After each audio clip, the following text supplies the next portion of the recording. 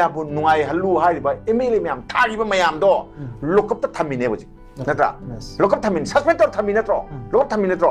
अदुगी government look up थमगा माना निंथौ Venice लाके दी अखोय कमाय यादनो अखोय मैम ने यारोयबा मदु आई भौ योंग बोयकॉट तौने सि नियम नि कोसे अदुना आइगी हानागी पॉपुलर गवर्नमेंट अमा लिंक हाना लिंक बताय को अखोय सागी म्यूट सिंगना वोटर्स सिंगना पीगिबा राइट तो ना ngakhiba स्टेट की लेंगाक मा फगे फो फरक तो सुनो फत्ता बाय दुदि कैनो मसागी अखोय न वोट बाय तो intro soy नत्रो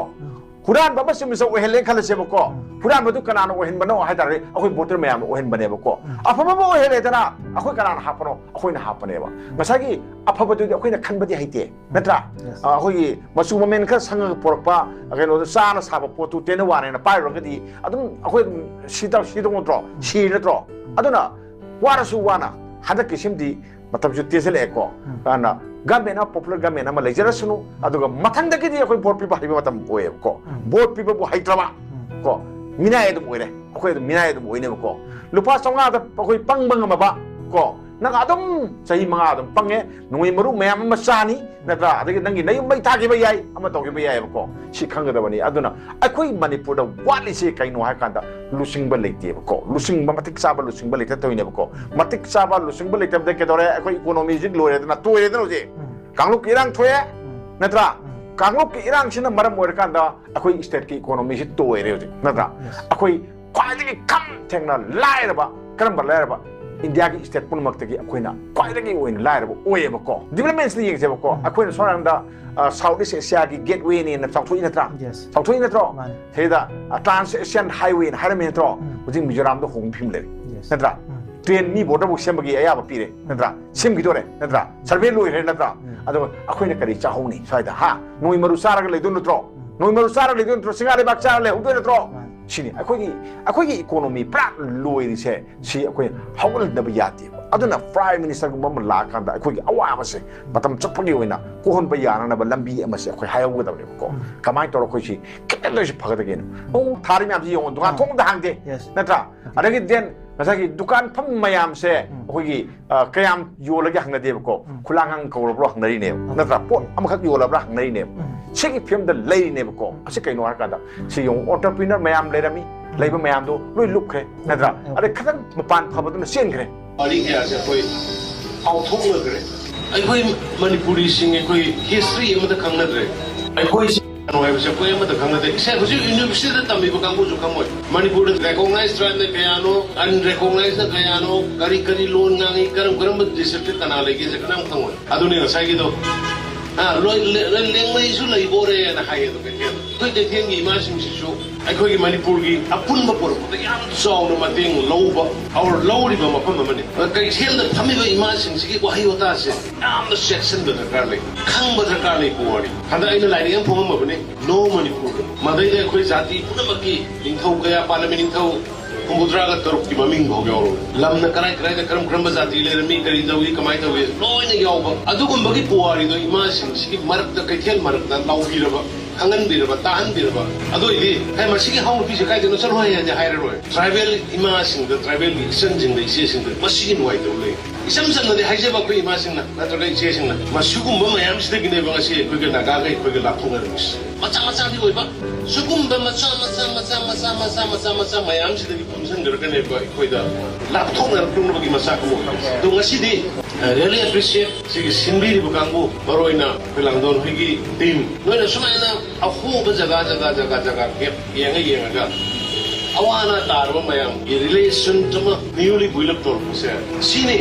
it is called social work it is called politics mayam na politics harga thabak hapa thong chapa adagi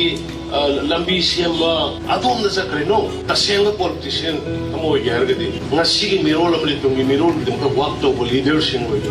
madu ma leader na masing yam magadi ngasi koi waram hoy madu ma leader leidam da budagi madu thabak hawru bakanda hawru bai koi ngasi angau ta handagi tawris adu ta hanung andre dana अखोई तौरियो थबक से कई लोहे नोम की प्रजा से लाना खंगे उसे मैं लाना खंग प्रजा ने सोशल मीडिया फमुंग फमग खर सही बुदन होय यारो उननी सो उनने बको उनबतुदा माना पुनिंग संग ताबी गदरा अवाब मयाम दो फजना निथि जना sai unagadu riba mayam du masak maming khang mani loi ma khoi hai da wi wane bako phongdok piro adu fajana param somna siyo na samba nataba nakai seng na ako'y na wari ba si sini sumay na tawbiyo hay ba poto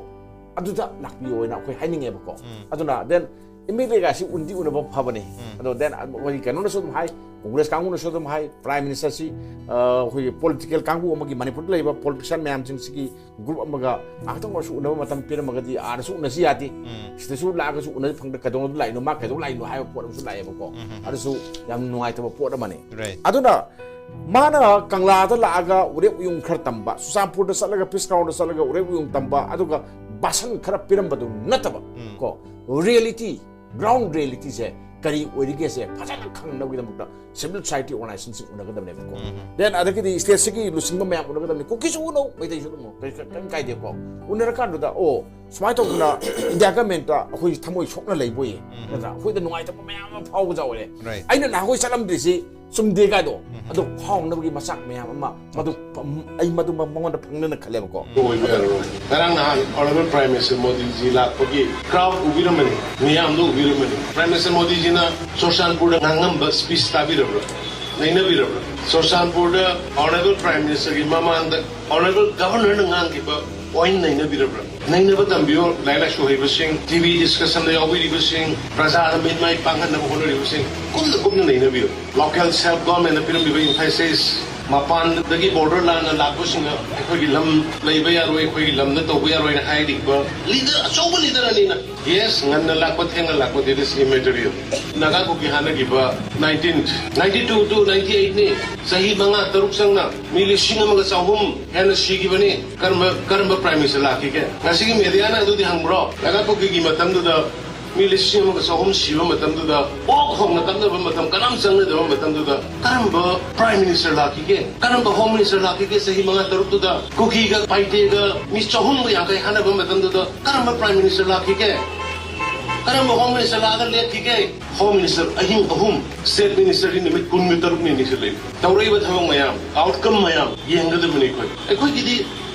ngang kari gino ada sai daga i political party ne ma thologa magi opinion am ngang ba som dagi civil society gi organization ne thologa samagi opinion am ngang ba som dagi thologa kai thel gi ne thologa ama mu ngang ba aduna akoi si instability we ba aduga akoi da akoi unity lei tabagi mami ma yam sauna ma pan da tai aduna my earnest appeal to the academician intellectual social activists politician kunnamakta manipur gi yam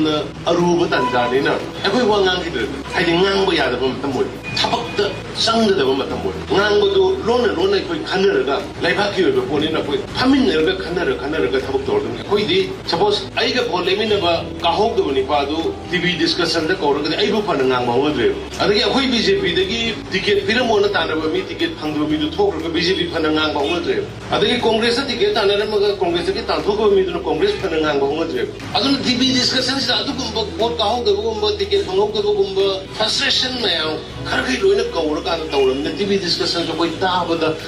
ngam dre issue da la di phaba issue da ama kata la le hayo